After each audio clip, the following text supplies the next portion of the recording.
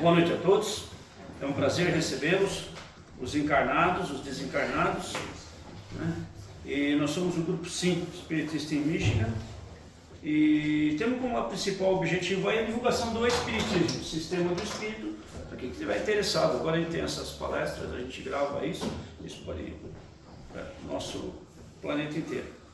E antes da gente começar, então, vamos fazer uma preparação, né? Como todo o grego antigo fazia, ele não saía de casa sem se preparar. Então, vamos fazer uma preparação para a gente, alguns chamam prece, alguns chamam meditação, vamos colocar dentro de nós essa nossa vontade de passar esse tempo aqui junto e aprender alguma coisa.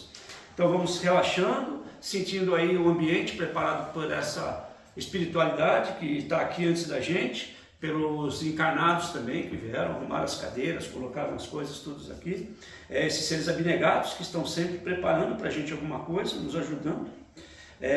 Vamos trazendo a nossa atenção para dentro de nós mesmos, procurando no mais íntimo de nós o nosso ser, né? O nosso espírito, e vamos trazendo de volta, abrindo aí os nossos ouvidos, os nossos corações, esse nosso espírito, para que o que nós vamos ouvir, nós possamos guardar isso de uma forma muito especial, uma forma de energia, para o que nós vamos sentir, o que for intuído, o que nós vamos dizer também, que tudo isso seja feito com muito boa vontade, com muita boa energia, e essa energia permaneça em nós, transformando-nos em melhores pessoas.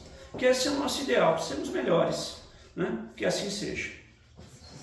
Então vamos lá, nós vamos falar hoje sobre um livro, O Ser e a Serenidade, de Herculano Pires. Esse livro foi escrito em 1866 e tem só 128 páginas. E, infelizmente, depois que o marcador de página já foi. Ele tem só 128 páginas, mas é difícil. Eu vou até dizer para vocês que é um dos melhores livros que eu já li até hoje. Eu não vou falar os outros livros que eu gosto também, porque não é bem alinhado com o Espiritismo. Mas essa edição não é original, de 1866, e onde Herculano traz aí as proposições, né, dos mais variados espíritos encarnados. Ele fala dos espíritos encarnados, ele não traz a informação de espíritos encarnados, não. Ele fala de filósofos, de pessoas assim, bastante contribuidoras para o progresso da humanidade em si, né?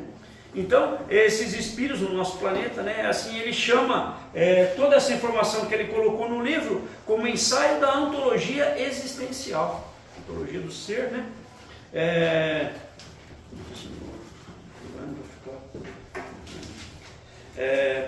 Então, eu acredito assim, né, que eu não pude ler todas as obras aí, né, dele, né, e nem todas as obras dos grandes arautos aí do Espiritismo. Só o Chico tem mais de 400 livros, né? Mas ele é um dos únicos que ele tem assim, através do estudo baseado na pesquisa, na ciência e na própria mediunidade, porque ele era médium também, além dele ser ele era um jornalista, né? Então ele tinha essa capacidade de jornalista em 35, 30 e pouco. Então era um cara que tinha que se expressar através da palavra. Então ele era um cara muito articulado com as palavras, né?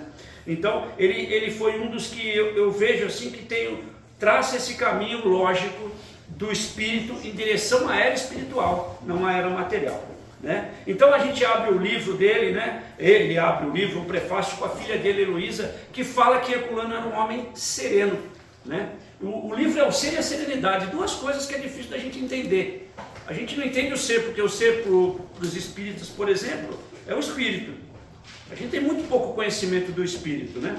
E aí ainda da serenidade, que é uma característica do espírito. Fica mais difícil ainda para a gente dizer uma outra coisa. Então ele tenta, em cima dessas grandes personagens da história que trouxeram essa ideia, e a filha dele fala que ele é sereno por um motivo que ele coloca, que ele achava que tinha um exército de anjos que estavam lá à disposição da gente quando a gente precisasse.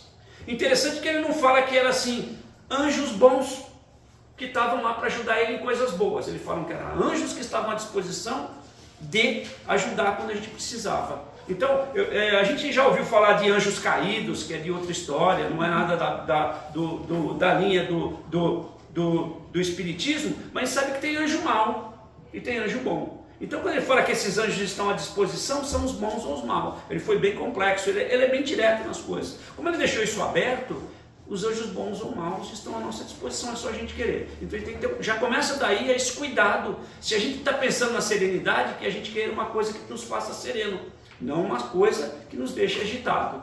Então quem é que a gente vai pedir ajuda? Para que a gente vai pedir ajuda? É isso que vai colocar a gente nesse ponto. E ele dá 3 dicas. A filha dele já dá essa dica logo no começo. Ele fala depois disso no livro, mas ele fala o seguinte: nunca se deixe abater, procure a perfeição e supere as circunstâncias. Na realidade, quando eu li isso, eu falei, não tem nada a ver com serenidade. E li o livro e não achei que tinha, mas tem, entendeu? Porque ele coloca de um jeito e é difícil da gente entender. Espero que eu tenha essa capacidade de explicar para vocês, juntar essas 3 coisas que ele dá aqui, sendo que isso. Então isso é o prefácio. E ele não começa o livro com um capítulo, ele traz uma ideia que ele chama de Lanterna de Diógenes. Chama o capítulo de Lanterna de Diógenes. Porque não sabe, é um cara lá da Grécia, era um filósofo, que andava com uma lanterna durante o dia. Uma lanterna durante o dia, procurando um homem honesto. Então eu acho que ele traz essa provocação para a gente, depois de eu ler muito, entender o que ele fala com isso nesse capítulo em si, né? Eu acho que ele fala da seguinte forma: se você quer procurar alguma coisa, você tem que pôr algum esforço nisso, você tem que pôr a sua luz. Ele usava uma lanterna no meio do dia, porque ele queria achar um homem honesto. Se ele só saísse pela rua, ele não ia achar esse homem honesto. Então se a gente estiver procurando a serenidade, a gente tem que pôr alguma coisa da gente nisso. Ela não vai bater na nossa porta, olha só, serenidade, vem dar uma serenada de você aí, não. Não, a gente tem que ir atrás, tem que trazer essa luz da lanterna de Diógenes que ele colocou isso aí. Então fica essa provocação para as nossas próximas ações que a gente vai ver quando a gente, se alguém quiser ler a obra, que essa é a minha ideia, que vocês um dia leem, peguem isso para ler, porque ela é muito interessante.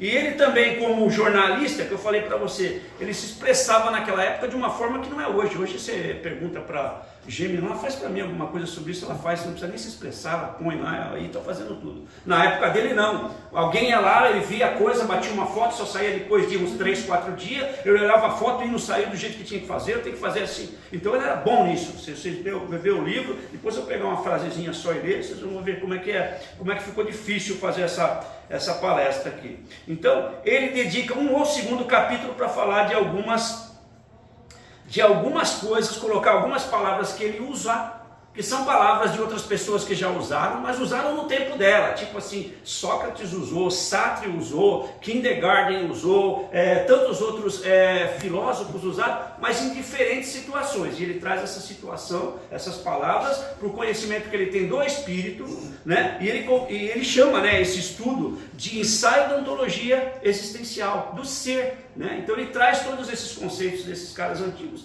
E eu aqui na minha infantilidade ainda espiritual vou tentar explicar para vocês. Ele vai trazer um conceito que chama, e eu não pus, né? Que chama epiciedade.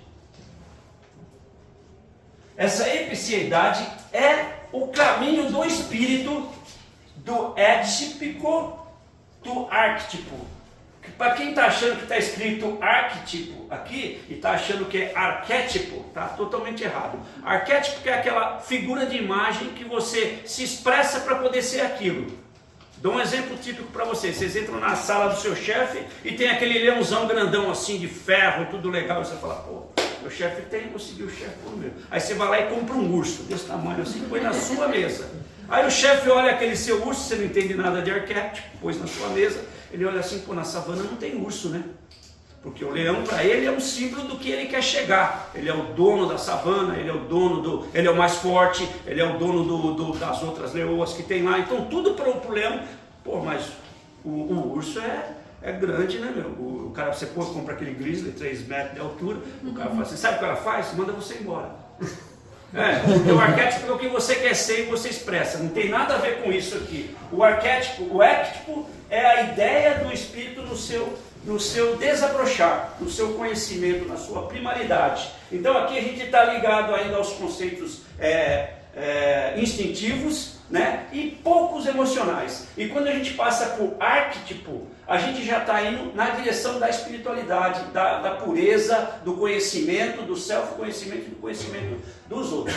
E nesse espaço, que ele fala que é uma espiral que vai girando, existe uma variação muito grande entre um lado e do outro, que ele chama de arctese e ectese. Agora eu tenho que ler para falar o que é isso aí.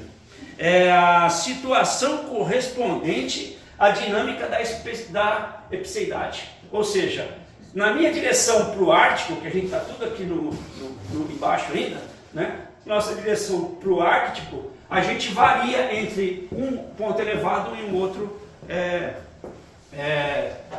Não seria um bom e ruim, mas são polaridades. E aí ele volta até o hermetismo. Eu achei muito legal ele falar de hermetismo, que ele fala dessa polaridade e ele se refere a Hermes nesse ponto. Então a gente tem que entender isso aqui, que é em cima disso aqui mais ou menos que a gente vai tentar... esse negócio não fica parado. Então vamos lá. Então nós já definimos aí as palavras que a gente vai precisar também.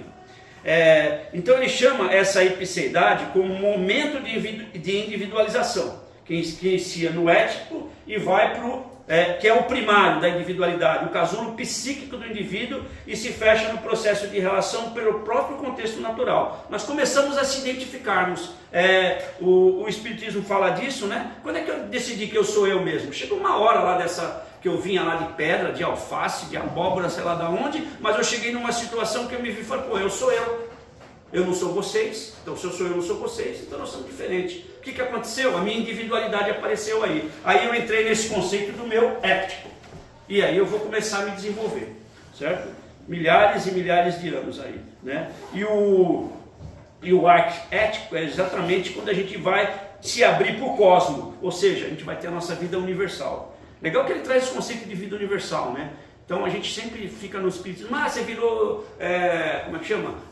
Espírito evoluído, acabou.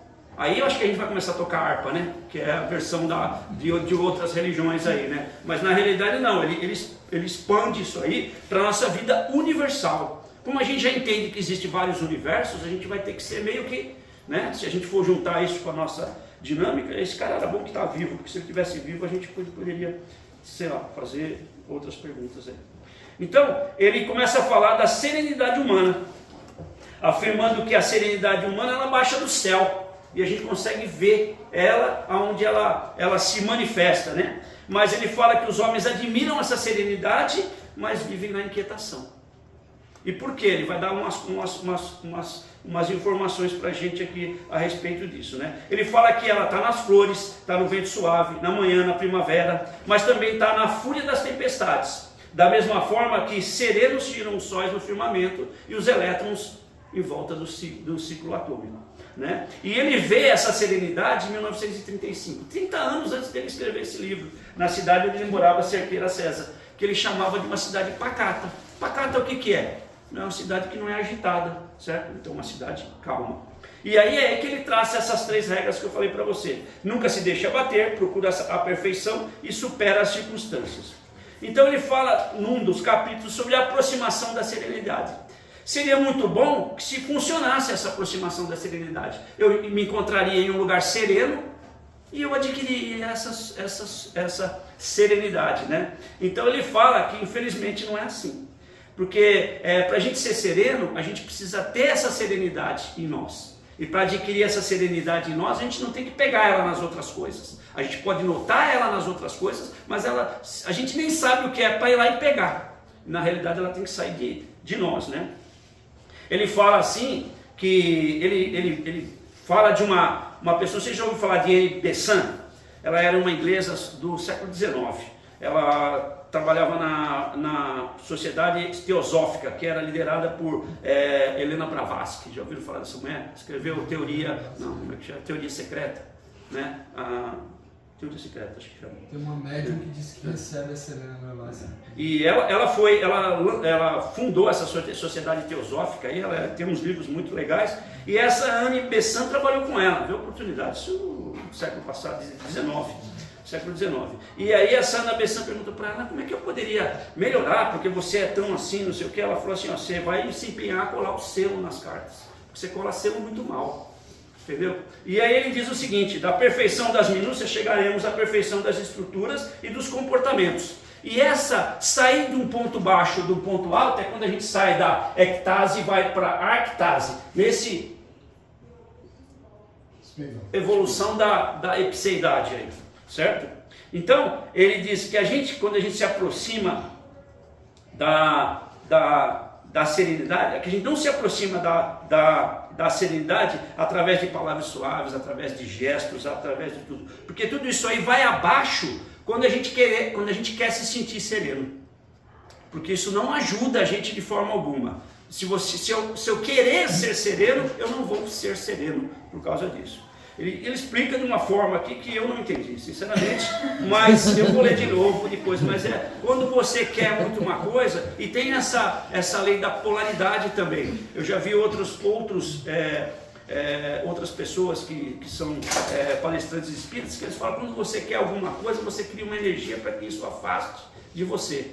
Não é o querer que faz essa coisa, é você estar nessa coisa para que ela venha até você. É o que ele tenta colocar isso na busca da serenidade. E ele lembra também, para quem leu Guerra e Paz de Tolstói aí, né, que o André, que era o príncipe lá, ele está numa batalha e ele cai abatido, foi abatido, e ele olha o céu.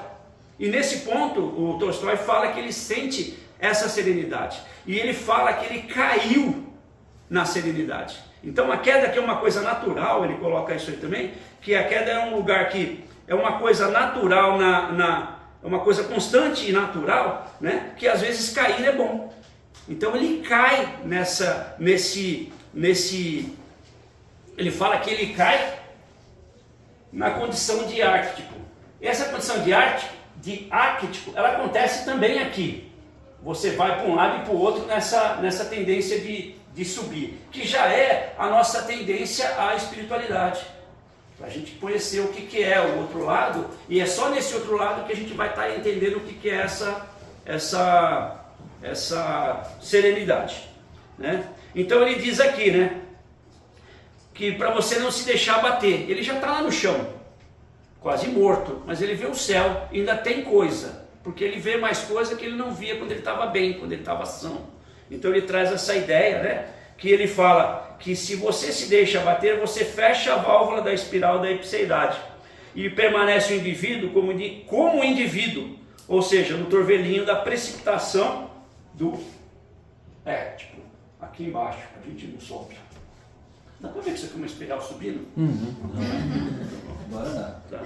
Ele não fala isso, eu tentei, ele não fala nada disso não, foi depois que eu vi isso aí. Então ele fala que a queda só é condição de escape quando se verifica a serenidade. Ele cita 3 exemplos. Sócrates, que tomou a cicuta. Ah, não, dá a cicuta aqui que eu tomei, pronto, eu estou de boa, eu estou sabendo como é que é as coisas. Ele tinha essa serenidade. O outro foi Gandhi, que foi assassinado. E ele talvez perdoaria o assassino dele. E o outro, Jesus Cristo, que foi o crucificado. E tantos outros, ele fala aí, né? Trouxe esses 3 aqui. E esses eram indivíduos arquétipo, né? Ou seja, aberto na espiral da ipsiedade e numa individualidade multidimensional. Era cara que sabe de tudo, está lá aberto. Ah, é a cicuta? Dá isso aqui, eu vou tomar. Quem daqui tomaria a cicuta? Não tem. Entendeu? Suquita? Então, aí ele aponta Jesus quando Jesus coloca: aquele que se apega à sua vida, perdê-la-á. Mas o que perder a sua vida por amor a mim, se encontrará. Né? E aí fala que isso é o princípio que o Herculano fala, que a gente nunca se deixa bater. Porque a gente tem algumas coisas que a gente não sabe bem o que é. E a gente tenta brigar contra essas coisas, querendo corrigir determinadas coisas que a gente não tem conhecimento. Né? Uma coisa que ele fala, e aí eu fui fazer uma outra pesquisa para ver se eu lembrava, entrei num outro assunto. E eu acho interessante comentar aqui, que é bem nesse negócio. Quando ele fala desse conhecimento que a gente tem, o conhecimento para o nosso cérebro é muito parecido com o que o alimento é para o nosso organismo. A gente precisa dele. Só que quando a gente come demais, a gente engorda. Quando a gente tem conhecimento demais e não deu tempo de digerir, a gente engorda mentalmente falando. Ou seja, a gente fica lento, a gente fica devagar, a gente fica com problemas, porque a gente não tem controle no que a gente recebe. Então funciona da mesma coisa. A gente precisa desse tempo para poder fazer a digestão. Eu comi muito bem hoje, então eu espero lá, sei lá, 3, 4 horas para me fazer outra refeição. Eu recebi uma quantidade de informação, é importante que eu tenha tempo de digerir isso aí. Porque senão não vale nada, vai estar lá, eu vou ter uma gordura no meu pensamento, no meu cérebro que recebe isso aí. Né? Igual os nossos celulares cheios de foto que a gente nunca olha mais. Essas coisas do tipo, você vai recebendo e nunca tem tempo de olhar aquilo e ver. Eu vou falar uma coisa interessante para vocês. Eu estava fazendo, nesse mesmo negócio que eu lembrei de outra coisa. Eu estou escaneando as minhas fotos, eu bati muita foto, sei lá, já tem umas 5.000 já escaneadas e tem um monte para escanear. E eu noto o seguinte, tem determinadas fotos que eu olho para a foto e não lembro quando que eu tirei, por que eu tirei. Eu sei o momento, o que era tudo, mas eu não lembro aquele momento. Ou seja, eu não estava no momento. E aí eu lembrei bem disso, eu não estava sereno. Se eu tivesse sereno, eu não precisava da foto. Eu lembraria da foto agora perfeitamente do momento. Ou seja, eu quis colocar a foto para segurar o momento e perdi o momento. Entendeu? Tem um filme que é muito interessante, do John Meach, está aqui para me ajudar. Não, é daquele cara que ele é repórter da Time. Qual que é o filme que é repórter sai na capa da Time? Quanto aconteceu no filme? Mas ele vai atrás de um fotógrafo. Um fotógrafo muito, muito importante. Ele tem que achar o cara lá, porque o cara está com uma fotografia, não mandou para ele, não sei o que. E o cara está fotografando um leão, que muito tempo ninguém viu, um leão da montanha lá. Então o cara está lá, o leão aparece, olha para ele, que é aquela foto que bate foto aqui, deve saber o que é isso. Quando o animal olha para você assim, ele nota a sua presença, ele olha para você assim. Aquele eu acho que é a melhor foto que você tira. É como se fosse dar um tiro nele. Peguei, dançou para correr agora, aqui eu já peguei. E aí, quando esse cara está olhando o leão lá, esse outro cara está junto com ele, fala, olha aí, o cara olha lá, né? E o cara fica olhando. E aí o cara fala assim para ele, aí o leão vai embora. Ele falou, você não bateu uma foto? Ele falou, às vezes eu bato, às vezes eu não bato. Entendeu? Aquela foto ele não vai esquecer nunca. Ninguém vai ver a foto, mas ele guardou aquilo. Então isso é importante que a gente tenha essa ideia. Ele coloca muito disso da quantidade de informação que a gente recebe e não digere isso aí. Isso faz mal para a gente, certo? Então, ele fala de René Descartes com a famosa frase dele, cogito ergo sum. Para quem não conhece o latim aí, eu sei que a turma conhece, que estudaram na escola. Estou vendo os caras aqui que estudaram, né? Penso logo existo. Esse penso logo existo, mesmo na sociedade, ele fala que foi rejeitada. Porque eles diziam o seguinte, só pensar não faz você existir. E aí eu já vou contra esse tipo de coisa. A gente fala, o Espiritismo fala pra gente, né, que o Espírito é princípio inteligente do universo. É o que interage, é o que pensa, é o que faz. A partir que a gente passa a inteligir, a gente passa a existir. Então a partir que eu faço pensar, que esse conceito de pensar, nossa, é muito limitado, mas se a gente extrapolar isso, a gente vai entender. A gente só existe porque a gente pensa. Se eu parar de pensar, eu não vou existir mais?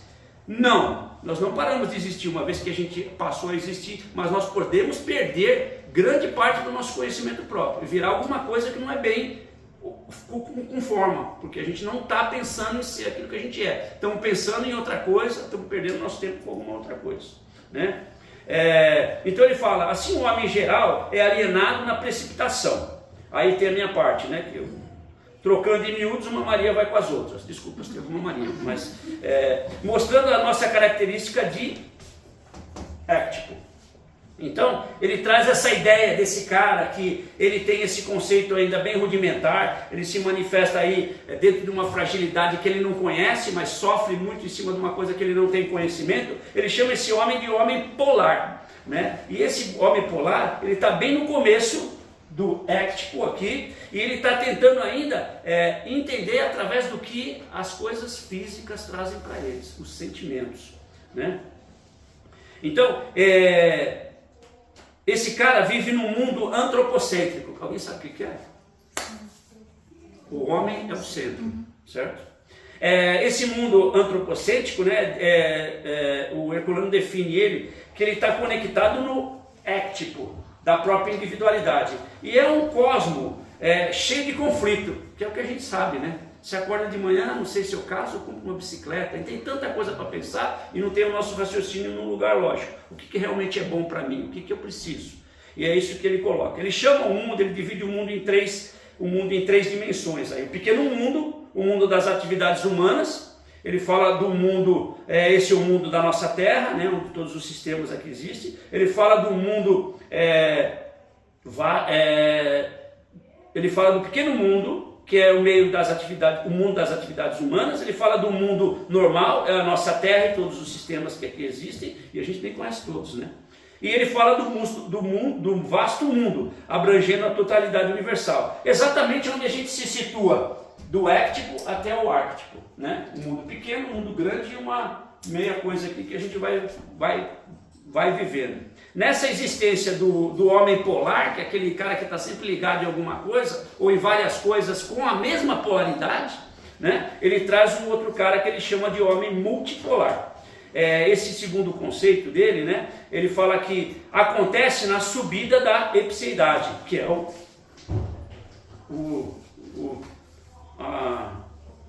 a espiral, né, de elevação humana.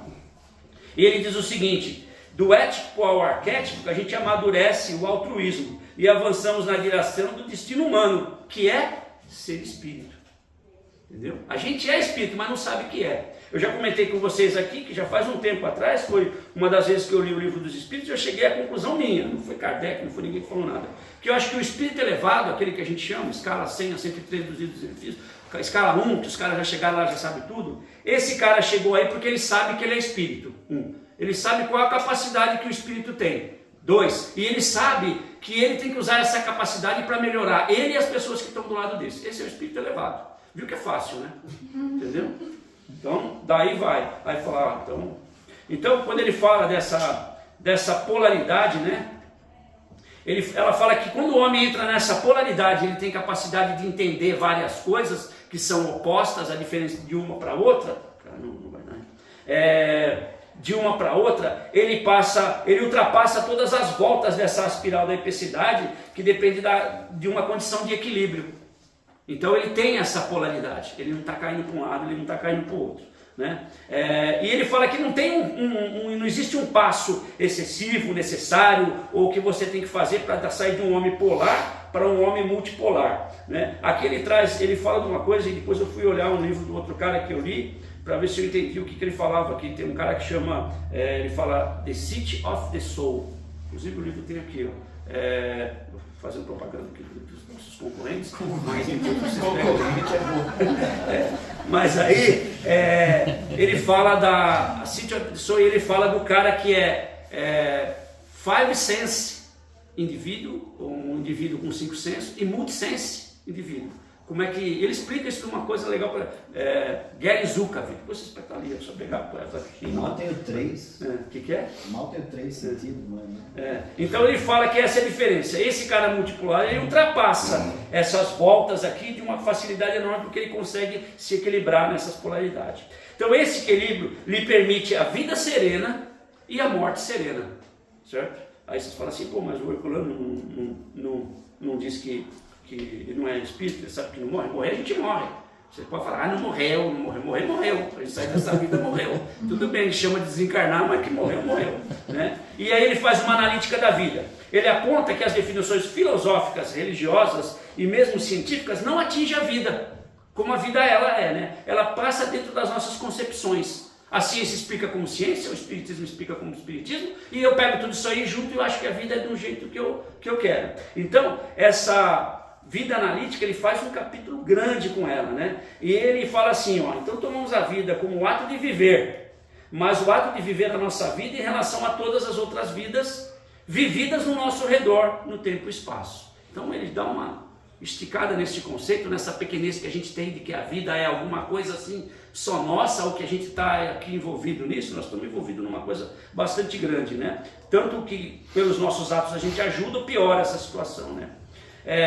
E aí ele fala aqui nós podemos abrir as nossas mentes para o termo de um entendimento básico de como foi a vida de Jesus. Imagina que ele veio para cá, ele já era um ser ártico, Ele já passou por toda essa experiência, ele teve que vir para cá, né? E ele reencarnou, ele não podia reencarnar como um Deus. Ele não podia reencarnar, ele reencarnou que nem todo mundo reencarnou aqui. Ele teve que passar por tudo que a gente passou, ele teve os problemas que a gente tem hoje de não lembrar da nossa vida passada. O problema é que quando ele lembrava de alguma coisa, eu lembro, por exemplo, sei lá, eu fui como que chama? Um lutador romano. Eu lembro desse sonho sempre que eu levei uma espadada, né? E aquilo, sempre que eu lembro do sonho. Aí ele deve lembrar que ele foi o quê? Quando ele estava arrumando a terra, que a terra estava nascendo, então ele tinha mais bagagem que a gente, então ele tinha essa característica do arquétipo para entender a situação dele, por isso que ele vem e faz um serviço muito bom. Se colocasse eu no lugar dele, talvez vocês não tinham nada hoje, né? Então ele fala dessa analítica da vida, ele fala a analítica de Deus e a dinâmica do Espírito. Sinto muito, mas essa não deu. Foi 2 capítulos que, pelo amor de Deus. Então a gente vai ficar aqui dentro que Deus é a inteligência suprema, que é o que o Espiritismo fala, né? Inteligência suprema, causa primária de todas as coisas, soberanamente bom e justo, certo? E do Espírito a gente vai ficar que ele é o princípio inteligente do universo. Posso até esticar um pouquinho, né? Que eu gosto de falar para vocês. Índio interno, tele de gerência, tele de movimento, gerência de gerência. Gerenciamento do movimento interno, ou seja, do nosso pensamento. Esse é o espírito. Se existimos porque pensamos, lembramos do Kardec, que em latim como é que é? Cogito ergo sum, certo? E então, o outro ponto que ele coloca, eu vou ter que começar a correr aqui. O outro ponto que ele propõe é o conhecimento, é o pluridinamismo da comunicação. E esse aqui é fundamental para a gente entender, porque o modo que a gente se comunica é que vai fazer com que a gente adquira o conhecimento. Lembra que eu falei do conhecimento? Que o conhecimento é muito necessário para que a gente encontre a serenidade. O conhecimento demais traz o quê? Traz uma agitação mental para a gente nunca vai entender isso aí. Agora eu perdi aqui.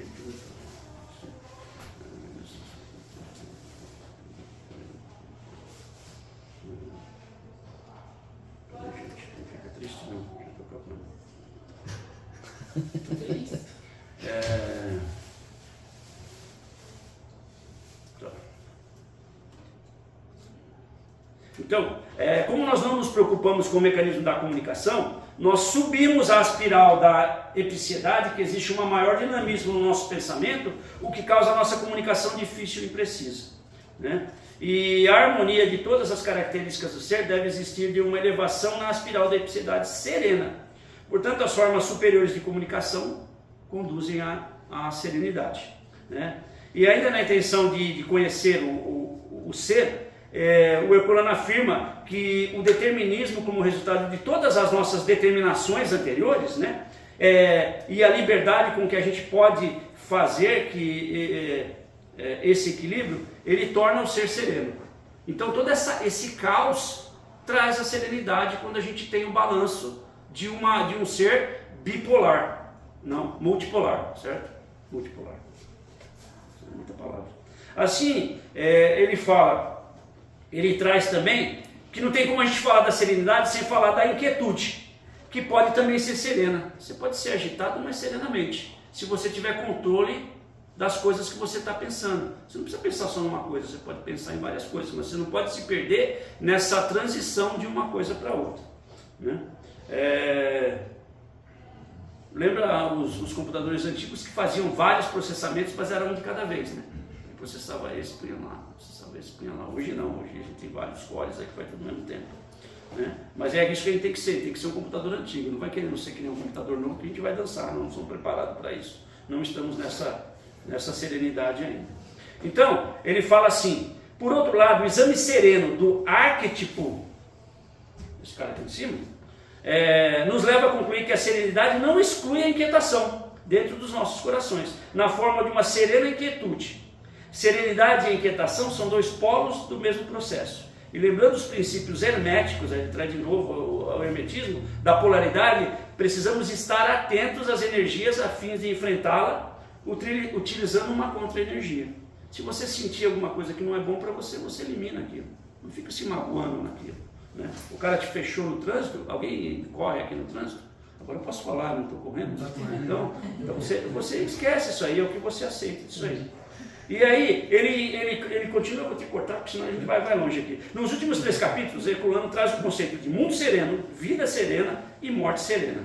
Recapitulando que se a serenidade está em todas as coisas, o espírito de todas as coisas, e no espírito de todas as coisas, manifestando incessantemente para que todos se sintonizem, e digo, modifiquem-se nas vibrações serenas, possam sentir e viver essa serenidade. Então, a serenidade é uma coisa que a gente tem que cultivar, tem que começar a criá-la dentro da gente para que a gente possa tê-la, porque ela não vai vir de fora. Só quando nos propusermos a nossa real proposta de evolução espiritual em um mundo material, e que parece meio antagônico, né? Espiritual e material, mas nós estamos aqui, não tem outro jeito, entendeu? Você pode pensar nisso à noite, a hora que você faz o seu desdobramento noturno, mas quando você está vivo aqui é vivo, não tem jeito, eu tenho que levar isso aí. E só assim a gente vai encontrar o caminho da serenidade. Nós, né, infelizmente na nossa ainda infantilidade, falo isso porque a gente está mais no começo do que do fim da nossa jornada aí, né? Nós só podemos entender alguma coisa por comparação. Uma dor quando tem uma dor maior, um negócio quando é uma coisa diferente, né? Então a gente só vai conseguir essa serenidade através da nossa abertura da consciência em cima do que é realmente bom e o que não é bom para a gente, né?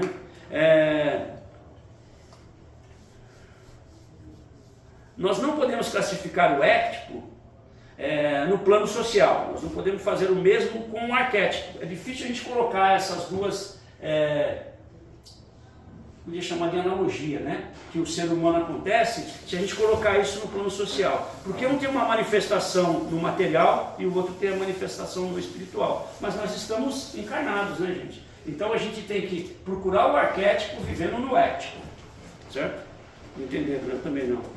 Lembrando-se que em sua origem o homem só tem instintos. Quanto mais avançado e corrompido, só tem sensações, né? E quando instruído e depurado, ele tem sentimentos. E o amor, que é aquele amor que eu falo para vocês, que é o amor ágape, é o amor de Jesus. Não é o que eu sinto para alguém, ou alguma coisa. É o que eu faço para alguém. Esse aí é o que é o maior dos sentimentos. E é o que mais nos aproxima da serenidade. Então, se vocês não entenderam nada que eu falei, vocês façam bem para alguém. Entendeu? E depois lê o livro. Sei lá. Entendeu? Mais ou menos isso aí.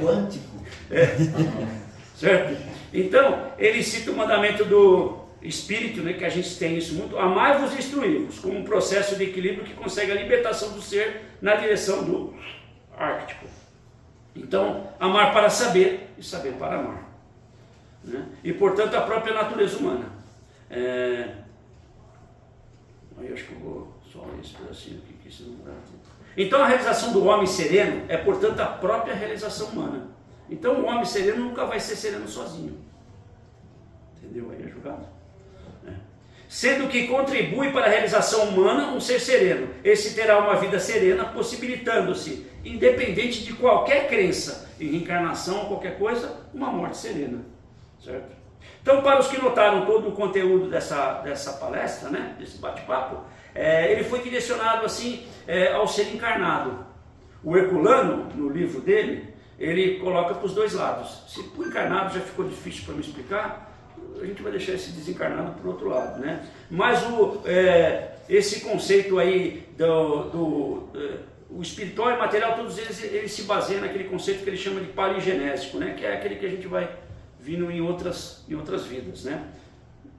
Não é realmente a encarnação, mas eles chamam de reencarnação. Ele se baseia nesse estudo aí, né? Quando ele faz isso aqui.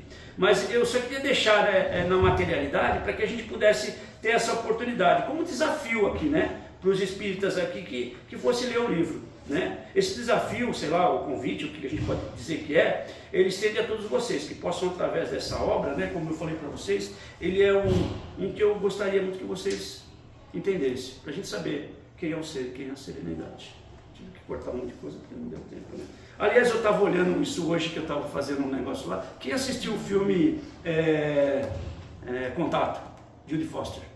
Assistiu? O que acontece? Ela vai para onde lá, que os caras levam ela, que o espírito fala, nós trouxemos você aqui para esse lugar que vai ser mais fácil de você aceitar. Lembra a praia? É uma praia na Flórida que chamava... agora não vou lembrar, mas sei lá. Parece o pai dela vindo lá. Eu estava olhando assim, falei, mas é isso aí. É isso aí, não sei se dá muito para fazer pergunta, e nem sei se eu consegui responder também. Porque eu estou com mais dúvida do que acho que vocês. Entendeu? Mas, sei lá. Eu li 3 vezes o livro, talvez eu consiga. Eu falou da serenidade, a gente tem que cair na serenidade. Me lembrou de Paulo, que ele caiu na serenidade. Ele fala de Paulo. Ah, fala? Também, mas ele fala de um monte de gente aí. Ele fala de Paulo. Acho que não. Ele fala. Mas ele fala de Paulo, sim. E logo no começo, quando ele começa a falar das pessoas que ele vai colocar. Ele é muito complicado. Tem hora que você tem que voltar e ver de novo o que ele fez, mas ele fala de Paulo. A hora que você estiver lendo o livro, você vai lembrar. Legal, já, pode deixar. Eu vou ler, vou ter que ler de novo, não vai ter jeito. Mas é isso aí. Sem dúvida, a gente fecha. Bom, vamos lá. Agradecemos aí profundamente a oportunidade de estarmos juntos aqui, batendo um papo gostoso, dando algumas risadas, e que nós conseguimos aí, que nós possamos ter essa ideia aí, tentar ler o livro, gente. Vamos lá ler o livro, voltar aqui para trás. Aí a gente, que nós possamos, através dessas informações, procurarmos aí, nos instruirmos diante desse caminho de procurar essa característica que parece que a gente não tem, a gente fica correndo dela com a nossa agitação dia a dia, a gente tenta procurar a nossa serenidade. Que Deus nos abençoe e que tenhamos uma boa semana.